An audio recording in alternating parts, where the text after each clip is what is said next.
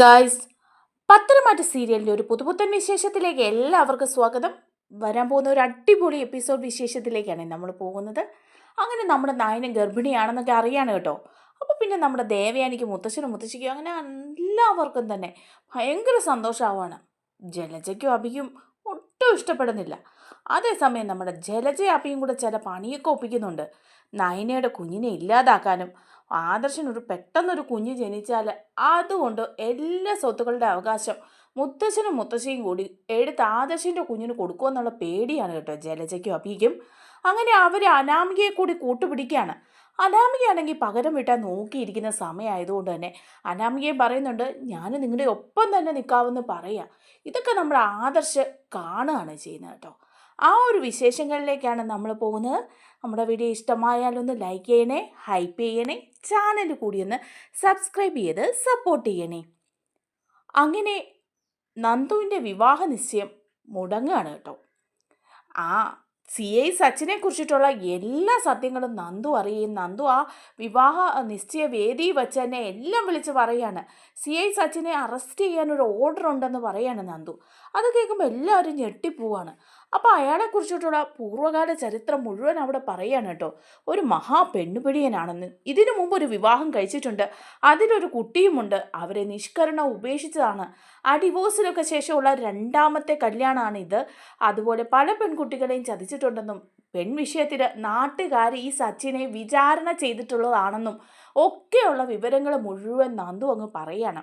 വിവാഹം കഴിക്കാൻ പോകുന്ന പയ്യനല്ലേ, അപ്പം അങ്ങനെക്കുറിച്ച് കുറച്ച് കാര്യങ്ങളൊക്കെ പഠിക്കുന്നത് നല്ലതല്ലേ, അതുകൊണ്ട് ഞാൻ അങ്ങൊന്ന് പഠിച്ചു, എന്തായാലും താനിപ്പോൾ കൂടെ വാ, തനിക്ക് അറസ്റ്റ് വാറണ്ടുണ്ട് എന്ന് പറഞ്ഞിട്ട് നന്ദു തൂക്കിയെടുത്തോണ്ട് പോവാണ് നമ്മുടെ CI സച്ചിനെ.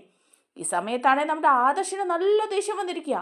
ആദർശാണ് സച്ചിനെ കുത്തിന് വന്ന് പിടിച്ചിട്ട് ചോദിക്കുക, എടാ പെരുങ്കള്ള, നീ ഇങ്ങനെ ഒരുത്തനായിരുന്നോ? എന്നിട്ട് ഈ കള്ളത്തരം മുഴുവൻ പറഞ്ഞ് നന്ദുവിനെ ചതിക്കാൻ നോക്കുമായിരുന്നല്ലേ? നീ നേരത്തെ ഒരു വിവാഹം കഴിച്ചിട്ടുണ്ടായിരുന്നല്ലേ? ഇതൊക്കെ മറച്ചു വെച്ചാണല്ലേ നന്ദുവുമായുള്ള വിവാഹാലോചിച്ച്? നീ എന്താ വിചാരിച്ചതെന്നൊക്കെ ചോദിച്ചു കൊടുക്കുകയാണ് നമ്മുടെ സച്ചിൻ്റെ. അങ്ങനെ സച്ചിനെ തൂക്കിയെടുത്ത് നന്ദു കൊണ്ടുപോകുമ്പോൾ അന്ത വിട്ട് നോക്കി നിൽക്കുക നമ്മുടെ കനകയും ഗോവിന്ദനും ഒക്കെ കേട്ടോ. കനകയാണെങ്കിൽ ഇപ്പം ഞാൻ തൂങ്ങും, സച്ചിനെ വിവാഹം കഴിച്ചില്ലെങ്കിൽ എന്ന് പറഞ്ഞ് നിന്ന കനകയൊന്ന് അടങ്ങി. സച്ചിൻ ഇത്തരക്കാരനാണെന്ന് മനസ്സിലാക്കിയപ്പോൾ കനക പറയുകയാണ് കേട്ടോ നയനയോട്, മോളെ നയനെ, ഇവൻ ഇത്തരക്കാരനാണെന്ന് ഞാൻ വിചാരിച്ചില്ല. ഇവിടെ വന്ന് എന്ത് മാന്യമായിട്ട് അവൻ സംസാരിച്ചത്. ഒന്നുമില്ലെങ്കിൽ ഒരു CI അല്ലേ, ഇത്ര റെസ്പെക്റ്റോടു കൂടി ഇവിടെ വന്ന് വിവാഹം ആലോചിക്കുമ്പോൾ നമ്മൾ സമ്മതിച്ചു പോയില്ലേ? നന്ദുമോന് പറ്റിയ ഒരു ആലോചനയാണെന്ന് തോന്നിയത് കൊണ്ടാണ് ഞങ്ങൾക്ക് തെറ്റുപറ്റിപ്പോയല്ലോ എന്ന് പറയാം. അപ്പം നയന പറയാണ്, ഞങ്ങൾ വന്ന് പറഞ്ഞതല്ലേ അയാൾ അത്ര നല്ല ആളൊന്നും അല്ലാന്ന്, അനിയുമായിട്ടുള്ള വിവാഹം ആലോചിക്കാമെന്നും നമ്മൾ പറഞ്ഞതല്ലേ, പക്ഷേ അമ്മയും അച്ഛനും അതിന് സമ്മതിക്കാഞ്ഞിട്ടല്ലേ എന്ന് ചോദിക്കാം. അപ്പം ഗോവിന്ദൻ പറയാണ്, അതിനൊന്നും ഒരു മാറ്റമില്ല മോളെ, നന്ദുവിൻ്റെ ജീവിതം രക്ഷപ്പെടട്ടെ എന്ന് ഓർത്തിട്ടാണ് ഇപ്പോൾ ഈ വിവാഹത്തിന് ഞങ്ങൾ സമ്മതിച്ചത്. ഇതിങ്ങനൊരു ചതി പറ്റിപ്പോകുമെന്ന് ഞങ്ങളാരും വിചാരിച്ചില്ല. പക്ഷേ അനിയുമായിട്ടൊരു ബന്ധത്തിൽ വലിയ താല്പര്യമൊന്നുമില്ല. ഇപ്പം തന്നെ ജാനകി വിവാഹ നിശ്ചയത്തിന് പോലും ഇവിടെ എത്തിയിട്ടില്ല. ജാനകിക്ക് നന്ദുവിനോട് നല്ല ദേഷ്യമാണ്. അങ്ങനെയുള്ളിടത്തേക്ക് എങ്ങനെയാണ് ഞങ്ങൾ നന്ദുവിനെ പറഞ്ഞു വിടുക? അപ്പോൾ ഉടനെ നയന പറയുന്നുണ്ട്, അത് സാരില്ലമ്മേ, എല്ലാം ശരിയാവും. ഏതായാലും ഈ വിവരമൊക്കെ നമ്മൾ നേരത്തെ അറിഞ്ഞത് നന്നായി. ഇല്ലായിരുന്നെങ്കിൽ വിവാഹ നിശ്ചയ ശേഷമോ വിവാഹത്തിന് ശേഷമൊക്കെയാണ് സച്ചിനെക്കുറിച്ച് ഇങ്ങനെയുള്ള കാര്യങ്ങൾ അറിഞ്ഞിരുന്നെങ്കിൽ എന്ത് ചെയ്യായിരുന്നു? നന്ദുവിൻ്റെ ജീവിതം തന്നെ തകർന്നു പോകില്ലായിരുന്നോ? എന്തായാലും നന്ദു ഇത് ചെയ്തത് നന്നായി എന്ന് പറയാണ്. അപ്പോൾ ആദർശ് പറയുന്നുണ്ട്, എനിക്കൊരു സംശയമുണ്ട്, അനി കഴിഞ്ഞ ദിവസമൊക്കെ എന്തോ കാര്യത്തിനായിട്ട് ജ്വല്ലറി പോലും വരാതെ കറങ്ങി നടക്കായിരുന്നു. എന്തോ കാര്യം അന്വേഷിച്ചൊക്കെ നടക്കുമായിരുന്നു നയനെ. ചിലപ്പം ഈ CI സച്ചിനെക്കുറിച്ചിട്ടുള്ള വിവരങ്ങൾ അന്വേഷിച്ച് അവൻ പുറത്തു പോയതായിരിക്കും എന്ന് പറയാണ്. അപ്പം നയനയും പറയും, ശരിയായിരിക്കും, അനിക്ക് ഭയങ്കര ഇഷ്ടമാണ് നന്ദുവിനെ, അതുകൊണ്ട് സച്ചിനുമായിട്ടുള്ള വിവാഹം നടക്കരുതേ എന്ന് അവൻ ഒരുപാട് ആഗ്രഹിച്ചിരുന്നു. അതിനായിട്ട് നന്ദുവും അനിയും പോയി അയാളെക്കുറിച്ച് കാര്യങ്ങൾ അന്വേഷിച്ചിട്ടുണ്ടാവും. എന്തായാലും അന്വേഷിച്ച് വിവരങ്ങൾ അറിഞ്ഞതുകൊണ്ട്, സത്യങ്ങൾ അറിഞ്ഞതുകൊണ്ട് ഇപ്പോൾ ഈ അപകടത്തിൽ നിന്ന് നന്ദു രക്ഷപ്പെട്ടില്ലേ? ഇല്ലെങ്കിൽ അച്ഛനും അമ്മയും ജീവിതകാലം മുഴുവൻ നന്ദുവിനെ ഓർത്തുകൂടി കണ്ണീര് കുടിക്കേണ്ടി വരില്ലായിരുന്നോ എന്ന് അതിന് ചോദിക്കുമ്പം കനക പറയാ, ശരിയാ മോളെ, ദൈവാധീനമുണ്ട്, പക്ഷേ ഇപ്പോഴും എനിക്ക് എൻ്റെ നെഞ്ചി തീയാണ്. ആ ജ്യോത്സ്യം പറഞ്ഞ കാര്യം മോളെ എൻ്റെ മനസ്സിൽ കിടക്കുന്നത്, നന്ദുവും അനിയും തമ്മിലുള്ള വിവാഹമേ നടക്കുള്ളെന്ന്. ഇപ്പോൾ ഈ പോക്കൊക്കെ കണ്ടിട്ട് അങ്ങനെ ഒരു സംശയം എനിക്ക് വീണ്ടും തോന്നുന്നുണ്ട് എന്ന് പറയാണ്. അപ്പോൾ നയനയും പറയുന്നുണ്ട്, ശരിയമ്മേ, ചിലപ്പോൾ അതേ നടക്കുള്ളൂ. ജ്യോത്സ്യം പറഞ്ഞതല്ലേ, എന്തായാലും നമുക്ക് വരുന്നിടത്ത് വെച്ച് കാണാമെന്ന് പറയാം. എല്ലാവരും അങ്ങനെ പിരിഞ്ഞു പോവുകയൊക്കെ ചെയ്യാണ് കേട്ടോ. അങ്ങനെ ആദർശും നയനയും കൂടി പറയുന്നുണ്ട് കേട്ടോ, ഞങ്ങൾ തിരിച്ചു പോവുകയാണെന്ന്. നവിയും തിരിച്ചു പോയിരിക്കുക. അങ്ങനെ ആദർശും നയനയും അവിടെ നിന്ന് ഇറങ്ങാണ്, അനന്തപുരിയിലേക്ക് തിരിച്ചു പോവാണ്. അങ്ങനെ അനന്തപുരിയിലേക്ക് പോകുന്ന വഴിക്കും അവർ ഈ കാര്യങ്ങളൊക്കെയാണ് കേട്ടോ സംസാരിക്കുന്നത്. നന്ദു ആണെങ്കിൽ സച്ചിനെ അറസ്റ്റ് ചെയ്ത് കൊണ്ടുപോയിരിക്കുകയാണല്ലോ. അപ്പോൾ പറയുന്നുണ്ട്, ഇത് ദൈവാധീനം തന്നെയാണ് ആദർശേട്ടാ. ആ ജ്യോത്സ്യം പറഞ്ഞത് ചിലപ്പം സത്യമാവുമായിരിക്കും. പല പ്രാവശ്യം ജ്യോത്സ്യൻ്റെ അടുത്ത് പോയി ചോദിച്ചപ്പോഴും അത് തന്നെയാണ് പറഞ്ഞത്. അനിയും നന്ദുവും തമ്മിലേ ഒന്നിക്കുള്ളൂ, അവർ തമ്മിലേ ചേരുള്ളൂ. വേറൊരു വിവാഹം അനിക്ക് സാധ്യമല്ല, നന്ദുവിന് സാധ്യമല്ലെന്ന്. ഇതിപ്പം അങ്ങനെയൊക്കെയാണല്ലോ കാര്യം പോകുന്നത് എന്ന് പറയുമ്പോൾ ആദർശ് പറയാ, ആണെങ്കിൽ എന്താ, അവർ രണ്ടുപേരെ സ്നേഹിക്കുന്ന മനസ്സുകളാണ്, അവരെ ഒന്നിപ്പിക്കണമെന്ന് തന്നെയാണ് എൻ്റെ ആഗ്രഹം. ഞാൻ അതിനു വേണ്ടിയിട്ടാണ് അമ്മയും അച്ഛനെയൊക്കെ വന്ന് കണ്ട് സംസാരിച്ചത്. പക്ഷെ അവർക്കതിന് താല്പര്യമില്ല. അവിടെയാണെങ്കിലും ഇളയമ്മയ്ക്ക് അതിന് വലിയ താല്പര്യമില്ല. ഇളയച്ഛന് ഇഷ്ടമാണ്. മുത്തശ്ശനും മുത്തശ്ശിയും സമ്മതിച്ചാൽ പിന്നെ വേറെ ആരുടെ അനുവാദത്തിൻ്റെ ആവശ്യമൊന്നുമില്ല. പക്ഷെ നിൻ്റെ അമ്മയും അച്ഛനും സമ്മതിക്കുന്നില്ലല്ലോ നയനി എന്ന് പറയാം. അപ്പം നയന പറയുന്നുണ്ട്, ശരിയാ, പക്ഷെ എല്ലാം ശരിയാവും ആദർശേട്ടാന്ന് പറയാണ്. അങ്ങനെ അവർ തിരിച്ച് അനന്തപുരിയിലെത്തുക. അപ്പോൾ അതിനു മുമ്പ് തന്നെ ദേവയാനിയും ജലജയും മറ്റുള്ളവരും എല്ലാം അവിടെ എത്തിയിട്ടുണ്ടായിരുന്നു.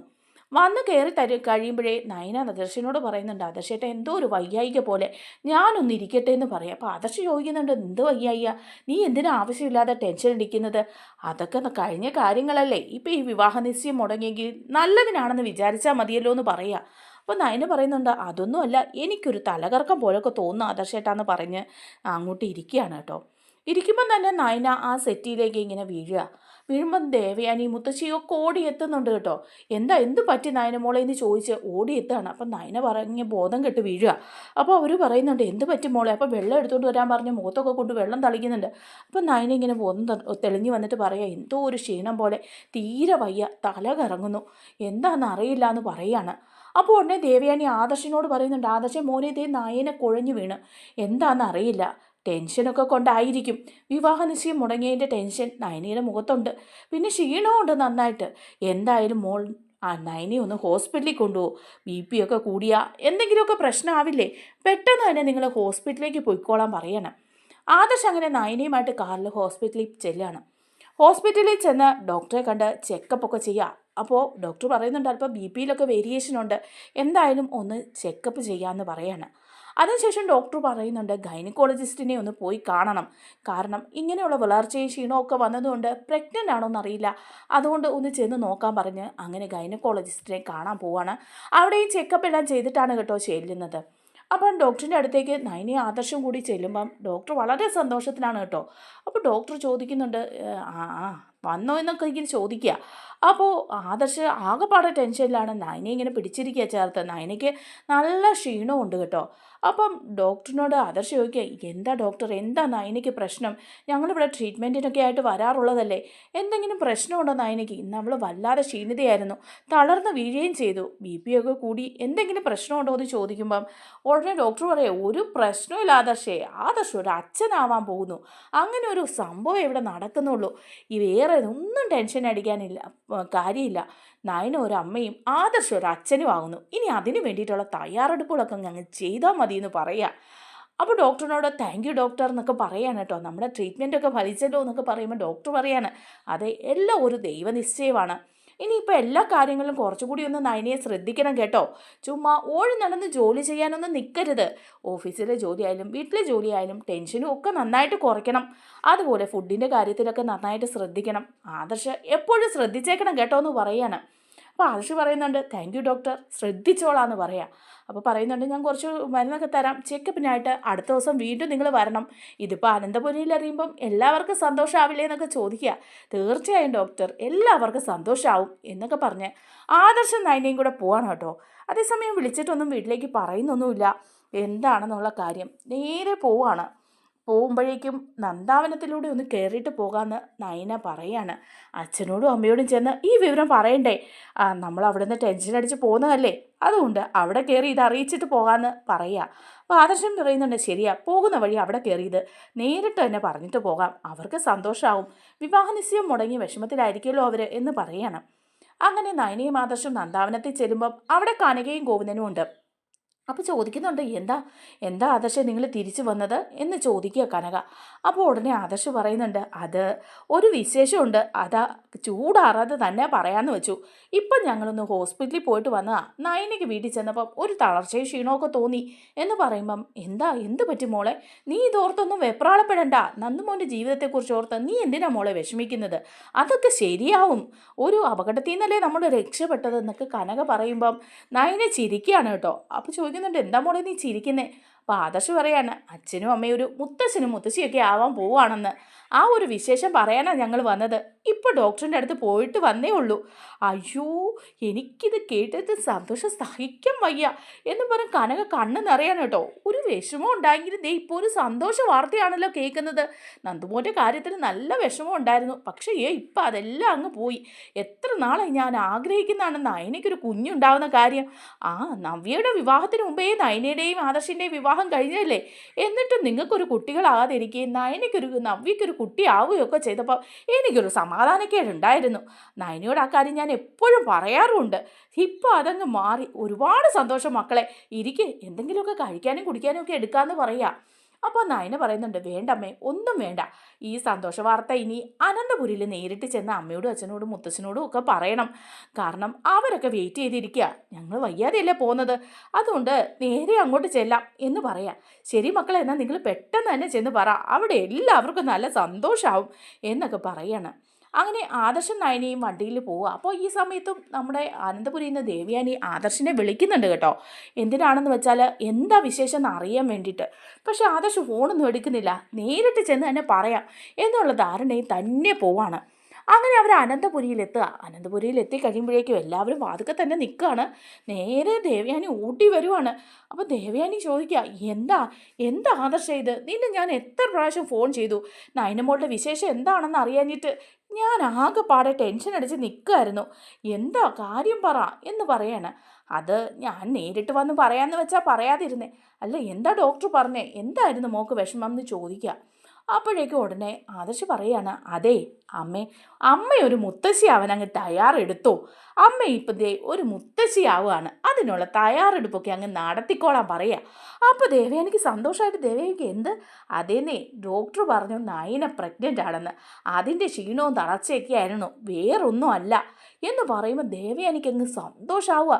ദേവയാനി അങ്ങ് നയനെ കെട്ടിപ്പിടിച്ചിട്ട് പറയാം, മോളെ എനിക്ക് ഭയങ്കര സന്തോഷമായി മോളെ, നിന്നെ ഞാൻ ഇനി അങ്ങോട്ടും ഇങ്ങോട്ടും തിരിയാൻ വിടില്ല എന്നൊക്കെ പറഞ്ഞ് സന്തോഷമാവുകയാണ്. അപ്പോൾ ആദർശ് പറയുന്നുണ്ട്, ഡോക്ടർ പറഞ്ഞിട്ടുണ്ട് ഇനി നയനയുടെ കാര്യങ്ങളൊക്കെ ശ്രദ്ധിക്കണമെന്ന്. അമ്മ എല്ലാ കാര്യങ്ങളും ഒന്ന് ശ്രദ്ധിച്ചേക്കണേ എന്ന് പറയാണ്. അപ്പം ദേവയാനി പറയാം, പിന്നെ അല്ലാതെ ഞാൻ ഇനിയുള്ള എട്ടം വല തിരിയാൻ സമ്മതിക്കില്ല. എൻ്റെ പുന്നാരമുള്ള എല്ലാ കാര്യങ്ങളും ഞാൻ നോക്കും. അമ്മയ്ക്ക് ഒരുപാട് സന്തോഷമായി മക്കളെ എന്നൊക്കെ പറയുക ദേവയാനി. അപ്പം നമ്മുടെ ജാനകി അവിടെ ഉണ്ട് കേട്ടോ. ജാനകിക്ക് സന്തോഷമായി. ജാനകി സന്തോഷത്തോടെ നിൽക്കുന്നുണ്ട്. അതേസമയം നമ്മുടെ ജലജയ്ക്ക് അതങ്ങ് കേട്ടിട്ട് ഇഷ്ടപ്പെടുന്നേ ഇല്ല. ജലജയ്ക്കാണ് തല പെരുക്കുന്ന പോലെയൊക്കെ തോന്നുകയാണ്. കുശുമ്പും അസൂയ ഇങ്ങനെ വന്നുകൊണ്ടേയിരിക്കുക. മുത്തശ്ശനും മുത്തശ്ശിയും നേരെ വരികയാണ് ഈ വിശേഷം അറിഞ്ഞിട്ട് കേട്ടോ. എന്നിട്ട് വന്ന ഉടനെ ആദർശിനോടും നയനിയോടും പറയുന്നുണ്ട്, കൺഗ്രാജുലേഷൻസ് എന്നൊക്കെ ആദർശന് പറഞ്ഞ് മുത്തശ്ശൻ കൈയൊക്കെ കൊടുക്കുന്നുണ്ട്. മുത്തശ്ശിയാണെങ്കിൽ നയനമോളെ ഒരുപാട് സന്തോഷമായി മുത്തശ്ശിക്ക്. മുത്തശ്ശി ഇങ്ങനെ കാത്തിരിക്കുകയായിരുന്നു. നവ്യയുടെയും കുഞ്ഞിനെ കണ്ടു കഴിഞ്ഞപ്പോൾ പിന്നെ ആദർശിൻ്റെയും നയനയുടെയും കുഞ്ഞിനെ കാണാനുള്ള ഒരുക്കത്തിലായിരുന്നു. ഞാനത് കാത്തിരിക്കുകയായിരുന്നു. കുട്ടികളൊക്കെ ഈ മുറ്റത്തൂടെ ഇങ്ങനെ ഓടിക്കളിക്കുന്ന കാണാൻ എന്ത് രസമായിരിക്കും എന്നൊക്കെ മുത്തശ്ശിയും പറയുക. അങ്ങനെ നയനയും മുത്തശ്ശിയും കെട്ടിപ്പിടിക്കുകയാണ് കേട്ടോ. അപ്പോൾ അങ്ങനെയൊക്കെ നിൽക്കുകയാണ്. അപ്പോഴേക്കും നമ്മുടെ അനി അങ്ങോട്ട് ഇറങ്ങി വരുന്നുണ്ട്. അനിയും പറയാണ്, കൺഗ്രാജുലേഷൻസ്, വളരെ സന്തോഷമുള്ള ദിവസമാണല്ലോ എന്നത് പറയാം. അപ്പോൾ ഉടനെ ജലജ അവിടെ നിന്ന് പറയാം, എന്താടാ വളരെ സന്തോഷമുള്ള ദിവസമാണെന്ന് നീ പറഞ്ഞതെന്ന് എനിക്കറിയാം. ഇപ്പം നയന ഗർഭിണിയായിട്ട് മാത്രമല്ലല്ലോ, ഇന്ന് നന്ദുവിൻ്റെ കല്യാണ നിശ്ചയം അങ്ങ് മുടങ്ങിപ്പോയില്ലേ? ആ സന്തോഷം കൂടി അല്ലേടാ നീ പറഞ്ഞതെന്ന് ചോദിക്കാം. അപ്പം അനി പറയുന്നുണ്ട്, തീർച്ചയായിട്ടും അതും എനിക്ക് ഭയങ്കര സന്തോഷമുള്ള കാര്യം തന്നെയാണെന്ന് പറയാണ്. അപ്പോൾ മുത്തശ്ശൻ ചോദിക്കുന്നുണ്ട്, ഇതിൻ്റെ ഇടയിൽ അത് ഞാൻ ചോദിക്കുക, എന്താ ആദർശം അവിടെ പ്രശ്നം ഉണ്ടായത്? ആ CI സച്ചിൻ ആളത്ര ശരിയല്ലേ എന്ന് ചോദിക്കുകയാണ്. അപ്പോൾ ഉടനെ പറയുന്നുണ്ട് ആദർശ അത് അവൻ അത്ര ശരിയല്ല ആള്. കാരണം എന്താണെന്ന് വെച്ചാൽ അവനിങ്ങനെ ഒരു കേസുണ്ട്. ഒരു ജയിലിൽ ഉപദ്രവിച്ച ജയിൽ പീഡന കേസിൽ അവൻ അറസ്റ്റിലായിരിക്കുക. നന്ദു വിവാഹ നിശ്ചയ സമയത്ത് തന്നെ അവനെ അറസ്റ്റ് ചെയ്തു. കൂടാതെ അവൻ ഇതിനു മുമ്പൊന്ന് വിവാഹം കഴിച്ച ഒരു കുട്ടിയുള്ളതാണ്. അതുപോലെ പല പെൺവിഷയത്തിലും ഇവനെ പിടിച്ച് വിചാരണ ചെയ്യുകയും നാട്ടുകാർക്ക് ആർക്കും ഇവനെക്കുറിച്ച് നല്ലതൊന്നും പറയാനില്ല. അത്രയ്ക്കൊരു മോശം സ്വഭാവമുള്ള ഒരുത്തനാണ് അവൻ എന്ന് പറയുമ്പോൾ മുത്തശ്ശൻ പറയാണ്, എന്നിട്ടാണ് അവൻ നമ്മളെ ഭരിപ്പിക്കാൻ നിന്നത്. അനിയെ അറസ്റ്റ് ചെയ്യാനും ഉപദ്രവിക്കാനും ഒക്കെ അവൻ എന്ത് താല്പര്യമായിരുന്നു. അന്ന് ഒരു കാരണവുമില്ലാതെ അനിയെ അറസ്റ്റ് ചെയ്ത് ഉപദ്രവിച്ചില്ലേ അവൻ. ഇതിൻ്റെയൊക്കെ പകരം വീട്ടാതിരിക്കാൻ പറ്റില്ല. ഇതിനെല്ലാം അവൻ നമുക്ക് പകരം വീട്ടിയേ മതിയാവുള്ളൂ എന്ന് പറയാണ്. ഇത്തരക്കാരനായ ഒരുത്തനാണല്ലേ ഈ പരിപാടിയൊക്കെ ചെയ്തത്. എന്നിട്ട് അവൻ്റെ ചാരിത്ര പ്രസംഗം എന്തായിരുന്നു? അവൻ നീതിക്കും നന്മയ്ക്കും വേണ്ടിയേ നിലകൊള്ളുള്ളൂ. അനാമികയെ ഒരുപാട് ഉപദ്രവിച്ച്, അതുകൊണ്ട് തന്നെ അനിയെ ഉപദ്രവിക്കുമെന്ന് പറഞ്ഞല്ലേ അവനന്ന് ചെയ്തത്. ഇതിനൊക്കെ ഒരു പകരം വിട്ടണം. അന്ന് നമ്മളെ ഉപദ്രവിച്ചതിൻ്റെ പകരം ഞാൻ അവന് പല താക്കീതും കൊടുത്തതാ. എന്നിട്ടും നിന്നെ അവൻ വിഷമിപ്പിച്ച് ജയിലിൽ പിടിച്ചിട്ടില്ലേ? ഒരു കാര്യമില്ലാതെ. ഇപ്പം അവൻ ജയിലിലല്ലേ എന്ന് ചോദിക്കുക. അപ്പോഴേക്കും ഉടനെ ആദർശ് പറയുന്നുണ്ട്, അതിപ്പോൾ അവന് ജാമ്യം കിട്ടിക്കാണും. ജയിലിലാണെങ്കിൽ അറസ്റ്റ് ചെയ്തെങ്കിലും ജാമ്യത്തിൽ വിട്ടിട്ടുണ്ടാവും എന്ന് പറയാണ്. അപ്പോൾ മുത്തശ്ശൻ പറയുന്നുണ്ട്, എന്നാൽ നമുക്കിനി വെച്ചുകൊണ്ടിരിക്കണ്ട. അവന് കൊടുക്കാനുള്ള ആ കണക്കങ്ങ് നമുക്ക് തീർത്ത് വിടാം. കാരണം എന്താണെന്ന് വെച്ചാലേ ഇപ്പോൾ അവൻ ഈ ചെയ്ത് കൂട്ടിയിരിക്കുന്ന കാര്യത്തിന് അവന് ശിക്ഷ കൊടുക്കണ്ടേന്ന് ചോദിക്കുക. അവൻ്റെ വീട്ടിലേക്ക് പോകാം, ഞാനും വരാമെന്ന് പറയാണ് മുത്തശ്ശൻ. അങ്ങനെ അനിയും മുത്തശ്ശനും കൂടി CI സച്ചിൻ്റെ വീട്ടിൽ ചെല്ലുകയാണ്. അപ്പോൾ സച്ചിനാണെങ്കിൽ ജാമ്യത്തിലൊക്കെ ഇറങ്ങി വീട്ടിൽ വന്നിട്ടുണ്ട് കേട്ടോ. ആ സമയം മൂർത്തി മുത്തശ്ശനും അനിയും കൂടെ ചെല്ലുക. അപ്പം സച്ചിൻ ചോദിക്കുന്നുണ്ട്, എന്താ ഇപ്പം നിങ്ങൾ രണ്ടുപേരും കൂടി ഇങ്ങോട്ട് വന്നത് എന്ന് ചോദിക്കുക. അപ്പോൾ അനി പറയാണ്, അതെ ഒരു കണക്കുണ്ടല്ലോ നമ്മൾ തമ്മിൽ, അതൊന്ന് തീർക്കണമായിരുന്നു. അതിനുവേണ്ടിയാണ് ഞാനും മുത്തശ്ശനും ഇങ്ങോട്ട് വന്നതെന്ന് പറയാം. എന്നിട്ട് ഒറ്റ ഒരെണ്ണം കാരണത്തിന് കൊടുക്കുകയാണ് കേട്ടോ സച്ചിൻ്റെ. അപ്പോൾ സച്ചിൻ പറയുന്നുണ്ട്, എന്തിനാ ഇപ്പം നിങ്ങൾ എന്നെ തല്ലിയത് എന്ന് ചോദിക്കുമ്പോൾ മുത്തശ്ശൻ പറയാം, എടാ നീ ഇത്തരക്കാരനായിരുന്നു. നിന്നെ ഇപ്പം തല്ലിയത് വേറൊന്നിനുമല്ല. അന്ന് അനിയെ വെറുതെ നീ അറസ്റ്റ് ചെയ്തിട്ടില്ലേ നിന്റെ വ്യക്തിവൈരാഗ്യം തീർക്കാൻ. നീ ഇതുപോലെ എത്ര പാവങ്ങളെ ഉപദ്രവിച്ചിട്ടുണ്ടടാ, അതുപോലെ എത്ര പെൺകുട്ടികളെ ചതിച്ചിട്ടുണ്ടടാ. എന്നിട്ട് ആ നന്ദുവിൻ്റെ ജീവിതം കൂടി തകർക്കാൻ വേണ്ടിയിട്ട് നീ ഒരു വിവാഹാലോചനയായിട്ട് ചെന്നിരിക്കുന്നു. എന്തിനാടാ ഇങ്ങനെ പെൺകുട്ടികളെ ചതിക്കുന്നത്? അതുപോലെ തന്നെ പാവപ്പെട്ടവരെയൊക്കെ നീയൊക്കെ എടുത്തിട്ട് അമ്മാനമടുവല്ലേ. അതിന് ഒരാളുടെ ഒരു പ്രതികരണമാണെന്ന് മാത്രം വിചാരിച്ചാൽ മതി. നിന്നെ വെറുതെ വിടാനൊന്നും ഈ അനന്തമൂർത്തി വിചാരിച്ചിട്ടില്ല എന്നൊക്കെ പറഞ്ഞ് അവിടെ രണ്ട് വെല്ലുവിളിച്ചിട്ട് അനിയും മുത്തശ്ശനും കൂടി തിരിച്ചു പോരുവാണ്. അതേസമയം നമ്മുടെ നയനയെ ശുശ്രൂഷിക്കാനുള്ള തിടുക്കത്തിലാണ് നമ്മുടെ ദേവയാനി കേട്ടോ. ദേവയാനിക്ക് നയനയോട് ഭയങ്കര സ്നേഹമാണ്. ദേവയാനി ജ്യൂസ് കൊണ്ടു കൊടുക്കുന്നു, ഫുഡ് എടുത്ത് കൊടുക്കുന്നു. നയനയാണെങ്കിൽ എന്തെങ്കിലുമൊക്കെ ഒന്ന് ചെയ്യാൻ പോകുമ്പോഴേ ദേവയാനി പറയാം, വേണ്ട മോളെ നീ അവിടെ ഇരുന്നോ, അമ്മ നിൻ്റെ എല്ലാ കാര്യങ്ങളും നോക്കിക്കോളാം. അന്ന് ഓപ്പറേഷൻ കഴിഞ്ഞപ്പം എങ്ങനെയായിരുന്നോ അതുപോലെ തന്നെ നോക്കണം. അനന്തപുരിയിലെ ഒരു ആദർശിൻ്റെ മോനല്ലേ വരാൻ പോകുന്നത്, എൻ്റെ കൊച്ചുമോനോ കൊച്ചുമോളോ എന്തായാലും എനിക്ക് സന്തോഷമാണ്. അതുകൊണ്ട് മോള് ഇനി ഞാൻ ഈ അമ്മ പറയുന്നത് കേട്ട് ജീവിക്കണം, അവിടെ ഇരിക്കുന്നതൊക്കെ പറഞ്ഞ് പിടിച്ചിരുത്തി ജ്യൂസൊക്കെ കുടിപ്പിക്കുകയും ഒക്കെ ചെയ്യാം. അപ്പോൾ ഇതൊക്കെ കണ്ടുകൊണ്ട് നിൽക്കുമ്പോൾ നമ്മുടെ ജലജയ്ക്ക് നല്ല ദേഷ്യം വരികയാണ്. ജലജ ഇങ്ങനെ മനസ്സിൽ വിചാരിക്കുക, നാശം, ഇനി ഇപ്പോൾ 10 മാസം ഇത് കാണണമല്ലോ ഇവരുടെ ശുശ്രൂഷ. ഇനി ഒരു കുഞ്ഞ് വന്നു കഴിഞ്ഞാൽ അതിനെ നിലത്തെങ്ങും വയ്ക്കുകയില്ല. ഇപ്പം നവ്യയ്ക്ക് ഒരു കുഞ്ഞുണ്ട്, അതിനെ ഇവിടെ തിരിഞ്ഞു നോക്കാൻ പോലും ആർക്കും നേരെയില്ല. ഇതിപ്പോൾ കണ്ടോണ്ട നയനയുടെ കുഞ്ഞിനെ എല്ലാവരും എടുത്ത് തലയെ വെക്കുന്നത്. മുത്തശ്ശനും മുത്തശ്ശിയൊക്കെ കുഞ്ഞെന്ന് പറഞ്ഞ് നടക്കും. അത് തന്നെയല്ല, അച്ഛനും അമ്മയും കൂടി ആ സ്വത്ത് മുഴുവൻ ആദർശിൻ്റെ കുഞ്ഞിന് കൊടുക്കണമെന്ന് വെച്ചിരിക്കുക. ഇതിപ്പം നയനെ പ്രസവിക്കില്ലെന്ന് വിചാരിച്ചിട്ട് ഇതിങ്ങനെ ആയല്ലോ. എങ്ങാണ്ടെന്നൊരു കൊച്ചിനെ കൊണ്ടുവന്ന് താമസിപ്പിച്ചിട്ടുകൊണ്ട് ആദർശിൻ്റേതാണെന്ന് പറഞ്ഞു. പിന്നെ ഇപ്പോൾ ദേ അടുത്തത് വരുന്നു. ഇതെല്ലാം കൂടെ കണ്ടു നിൽക്കാൻ വയ്യ. ഇതെങ്ങനെയെങ്കിലും ഒന്നും ഇല്ലാതെ പോയാൽ മതിയായിരുന്നു എന്നൊക്കെ വിചാരിച്ച് റൂമിലേക്ക് പോവാ പിറുപിറുത്തോണ്ട്. അപ്പോൾ അബി ചോദിക്കുന്നുണ്ട്, അമ്മേ വിശേഷങ്ങളൊക്കെ അറിഞ്ഞു, നയന ഗർഭിണിയാണല്ലേ എന്ന് ചോദിക്കുമ്പോൾ പറയാം, അതേടാ ഇനിയിപ്പം നമുക്ക് അടുത്ത പാര വരുന്നുണ്ട്. ആ കൊച്ചിങ്ങോട്ടുണ്ടായി വരുമ്പോഴേക്കും ആദ്യം ഈ അനന്തപുരി തറവാട് ഭരിക്കും. നമുക്കൊന്നും ഇവിടെ ഒരു സ്ഥാനം ഉണ്ടാവില്ല. ഇപ്പം തന്നെ ദേവയാനി നയനെ അങ്ങോട്ടോ ഇങ്ങോട്ടോ മാറാതെ പുന്നാരിപ്പയ്ക്ക് ഇതൊക്കെ കണ്ടിട്ട് എനിക്കങ്ങ് സഹിക്കാൻ പറ്റുന്നില്ല. ഇനിയിപ്പം നയനയ്ക്കായിരിക്കും ഈ വീട്ടിൽ 1ാം സ്ഥാനം. നിന്റെ കുഞ്ഞിനെ ഇപ്പോൾ പോലും ആരും നോക്കുന്നില്ല, ഇനി ആര് നോക്കാനാ? ഇതൊക്കെ ഒന്നും ഇല്ലാതായെങ്കിൽ ഈ സമയത്ത് തന്നെ ഇങ്ങനെയൊക്കെ വന്ന് സംഭവിച്ചല്ലോ. അപ്പോൾ അബി പറയാ, എങ്ങനെയെങ്കിലും നമുക്ക് ഇതില്ലാതാക്കണം. അവൾ അങ്ങനെ സൂഹിക്കാൻ പാടില്ല. നമ്മുടെ കാര്യങ്ങളൊക്കെ ശരിയായി സ്വത്ത് നമ്മുടെ വഴിക്ക് വന്നിട്ട് മതി ആദർശിനും നയനയ്ക്കും കുഞ്ഞ്. അതുകൊണ്ട് നമുക്കിത് ആ അനാമികയുമായിട്ട് ചേർന്ന് കലക്കണം. അനാമിക എന്തെങ്കിലും പണിയൊപ്പിച്ച് ഇത് റെഡിയാക്കി തരും. അതിനൊക്കെ അവൾക്ക് നല്ല കഴിവാണ്. അമ്മ അനാമികയെ വിളിച്ച് ഈ വിവരം ഒന്ന് പറയാണ്. അങ്ങനെ നമ്മുടെ ജലജ അനാമികയെ വിളിക്കുകയാണ്. അപ്പോൾ ഇതൊക്കെ നമ്മുടെ ആദർശ വാതൊക്കെ വന്ന് നിൽക്കുമ്പോഴാണ് കേട്ടോ ഇവരിങ്ങനെ കേൾക്കുന്നത്. ആദർശ അവിടെ ശ്രദ്ധിച്ച് നിൽക്കുമ്പം ജലജ ഫോണെടുത്ത് അനാമികയെ വിളിച്ച് പറയാണ്, അനാമികയെ ഒരു കാര്യമുണ്ട് പറയാൻ. എന്തായാലും നമുക്കൊരു സാഡ് ന്യൂസ് തന്നെയാണെന്ന് പറയാം. അനാമിക ചോദിക്കുക, എന്താ? അതാ നയന ഗർഭിണിയാണെന്ന്. അനാമിക പറയുക, ദൈവമേ, ഇടി വെട്ടിയവനെ പാമ്പ് കടിച്ച പോലെ ആയല്ലോ. അവൾക്കൊരു കുഞ്ഞിക്കാല് കാണാനുള്ള യോഗ്യത ഇല്ലായിരിക്കണേ എന്ന് വിചാരിച്ച് പ്രാർത്ഥിച്ചുകൊണ്ടിരിക്കുമ്പോഴാണല്ലോ ഇത് സംഭവിക്കുന്നത്. ഇനിയിപ്പോൾ ആഘോഷ രാവായിരിക്കുമല്ലോ അനന്തപുരിയിൽ. അപ്പോൾ ജലജ പറയാ, അതെ അതെ അതെ, ഇപ്പം തന്നെ ഏടത്തിയെടുത്ത് തലയിൽ വെച്ചിരിക്കുക. എൻ്റെ ദൈവമേ, ഇനി എന്തൊക്കെ കാണണം. ആ നശിച്ച കുഞ്ഞങ്ങ് പിറക്കാതെ പോയിരുന്നെങ്കിൽ എന്തെങ്കിലും ചെയ്ത് നമുക്കിതിനെ ഒന്ന് ഒഴിവാക്കണം കേട്ടോ അനാമിക എന്ന് പറയുമ്പോൾ അനാമിക പറയാ, ഞാൻ അതിന് എന്ത് വേണേലും ചെയ്യാം. അതെ അമ്മായി, അതിനു വേണ്ടി കാത്തിരുന്നാൽ മതി അപ്പച്ചി. കാരണം എനിക്ക് അവളോടുള്ള ശത്രുത തീർക്കാനുള്ള ഒരു കാരണമായി. ഈ ഒരു അവസരം ഞാൻ വെറുതെ കളയുന്ന ആരും വിചാരിക്കേണ്ടെന്ന് പറയാം. അപ്പോൾ എല്ലാ കാര്യത്തിലും അവർ എഗ്രി ചെയ്യുക കേട്ടോ. ഇതൊക്കെ നമ്മുടെ ആദർശ് അവിടെ നിന്ന് കേൾക്കാണ് കേട്ടോ. ആദർശ് ഇനിയിപ്പോൾ അതനുസരിച്ച് പെരുമാറുകയും കൂടെ ചെയ്യാൻ പോവാണ്.